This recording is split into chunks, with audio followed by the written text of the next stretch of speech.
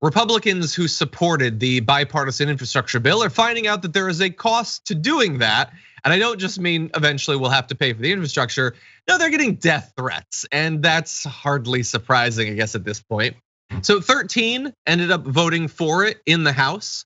And by Monday of this week, they were already getting calls saying things like, this is a staffer, Representative Nicole Maliotakis, who says the people who have been calling it have been extremely angry.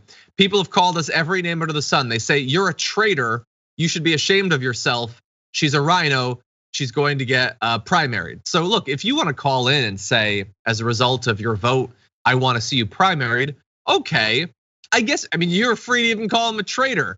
I'm free to judge the reasoning that you use for that. You should be ashamed of yourself for supporting some infrastructure. They've been joking about infrastructure week for literally years. Wasn't it supposed to come eventually? And this was the bipartisan one. It was crafted to satisfy Republican concerns.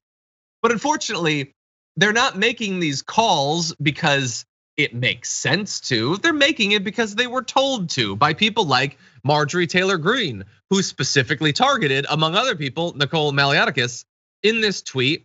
She called it a communist takeover of America. So-called infrastructure, it literally builds bridges and roads.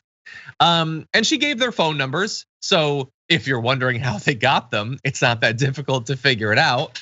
Let's give you a little bit more. So Maury Gillespie, communications director for Republican Representative Adam Kinzinger of Illinois, who also voted for the infrastructure bill, shared the text of a voicemail that Kinzinger's office got on Tuesday.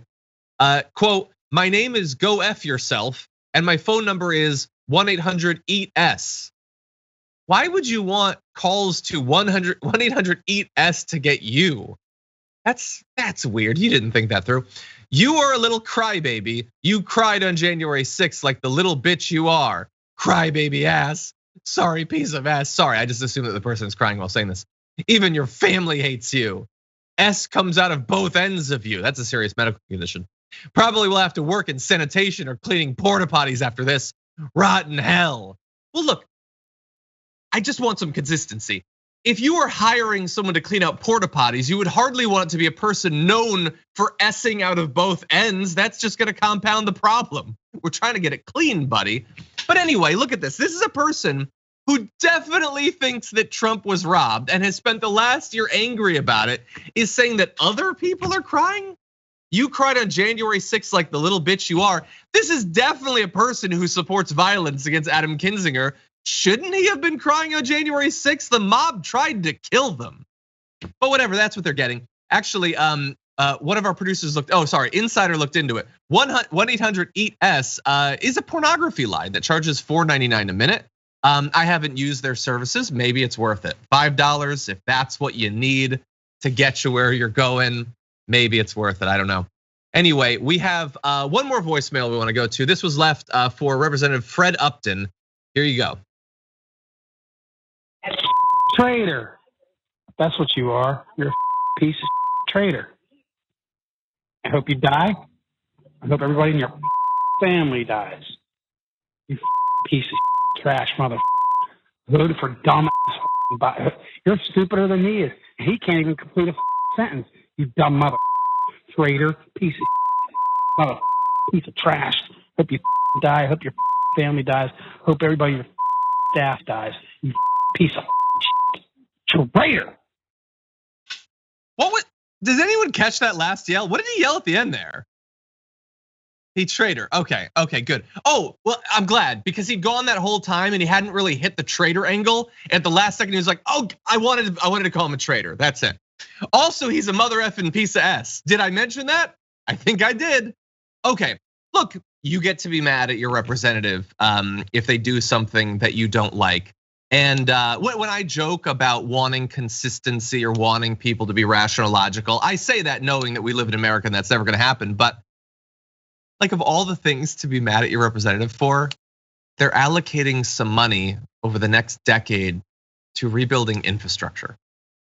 And like, if you wanna have problems with the bipartisan infrastructure bill, go right ahead. We have problems with the bipartisan infrastructure bill, but I'm gonna guess, and I don't know the guy, I admit that it's not like, hey, we looked into it and they're subsidizing natural gas while claiming to be fighting against climate change.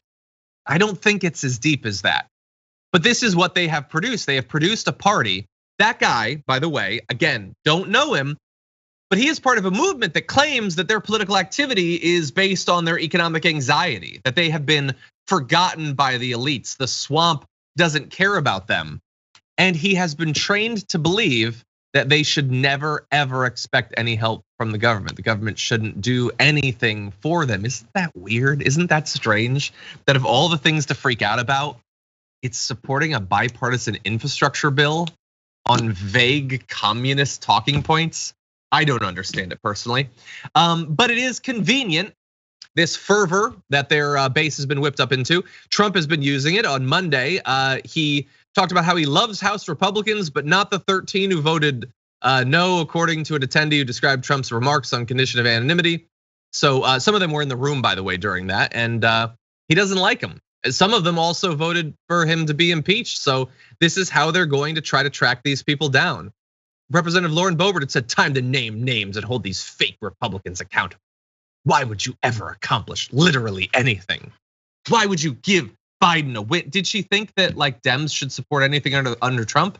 Again, we're pointing out hypocrisy. It's sort of a vestigial thing. It clearly doesn't matter to these people, but I don't agree with these Republicans on virtually anything. But for this to be the thing that the lives of their staffs and family would be threatened for, we're in a weird place. The threats of political violence, you do not have to look far to find them in virtually any topic.